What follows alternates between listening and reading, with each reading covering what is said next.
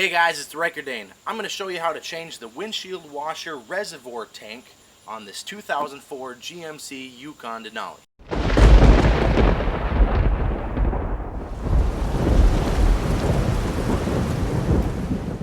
So apparently these windshield washer fluid reservoir tanks crack a lot on years 2002 to 2006 on Yukons and on Tahoes. Now normally on other vehicles they're pretty easy to change, but on this one it's going to be a little bit trickier. So let's get to it and swap it out.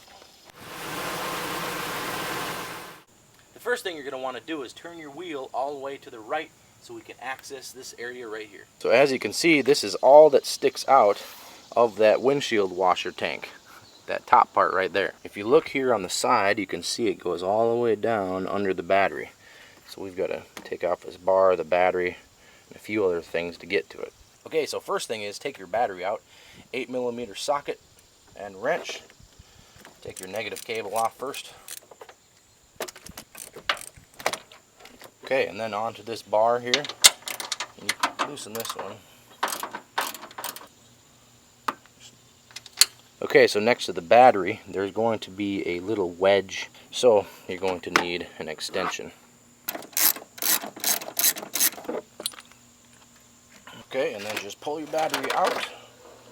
Okay, as you can see here, we got this battery platform here. We got some bolts here. And because of the area that it's in, they look a little rusted. So hopefully we don't have a hard time taking them off. So just to be safe, I'm going to use this PB blaster to break those bolts free. 1, 2, 3, 4, 5 bolts.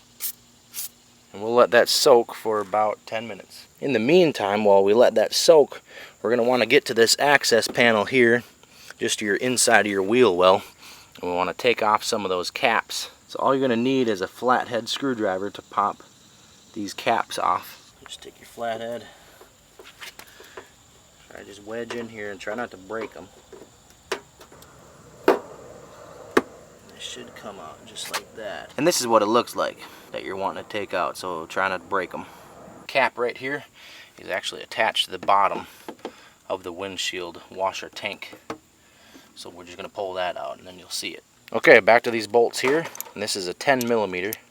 Break these free without breaking them off. Just like I thought. These things would be a pain to take out, but I'm glad I used that blaster first. There's a lot of corrosion down there that might have kept those on there and possibly broke them off. So you've got 2 on the left side and 3 on the right side. Okay, so I got all 5 bolts out, but wouldn't you know, GM wants to really secure their battery platform here, so you got to take out these 2 as well. And these are 10mm bolts as well.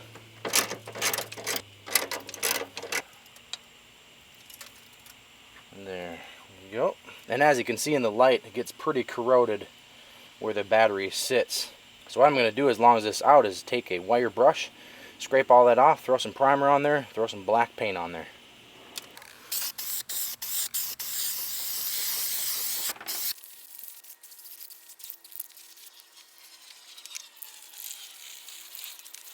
Okay, so if you look at this reservoir tank, you've got one easy bolt to get at, which is right here.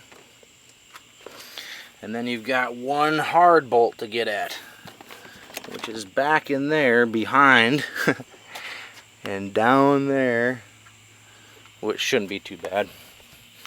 And then you've got this spot right here, which is where that battery platform goes into. And then your other 2 holes are where the wheel well attaches to. So let's take out the easy one first. Okay, so now that you got all the bolts removed, it should be able to wiggle around. All that's holding it are just the hoses and the reservoir tank motors.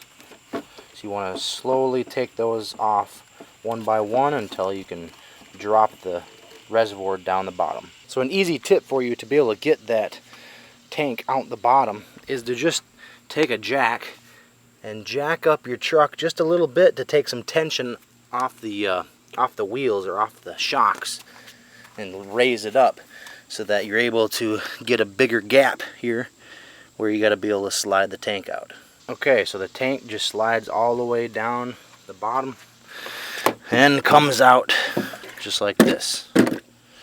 So there's the old tank, and here's the new one sitting next to it. So I got my tank online, and it was a lot cheaper than the GM parts.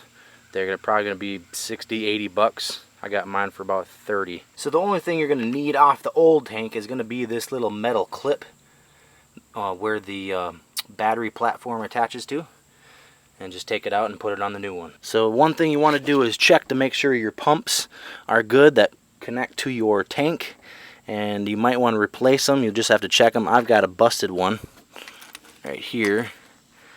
That one's busted and looks really corroded. The other one I'm not sure about, but I'm just going to replace it as long as I'm in here, and they're about 15 bucks. Here's a closer look at the front pump, and here is what's left of the back, and that thing is corroded and disintegrated. So I'll definitely replace both of them. What you're going to want to do is get your new pumps if you have to. If you don't have to, that's great. Front and your rear. So they may come with these little gaskets right here. Okay, so I got the new pumps in and put everything back in reverse order.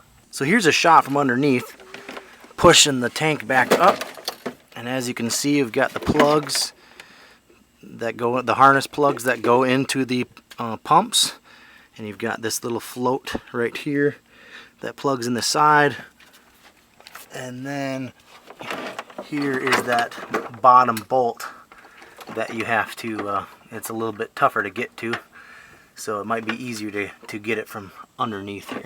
Alright, so we got the battery tray in, and I painted it up black, put a little silver on the bolts, just so that can prevent a little bit more corrosion and rust from any future battery issues or anything like that. Okay, so we've got the new reservoir tank in. All we got to do now is hook up the battery and test out the windshield wipers. Of course, you need to add your windshield washer fluid.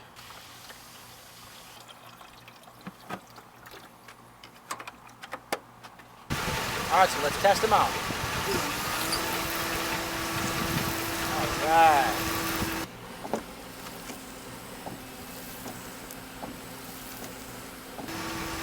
They work.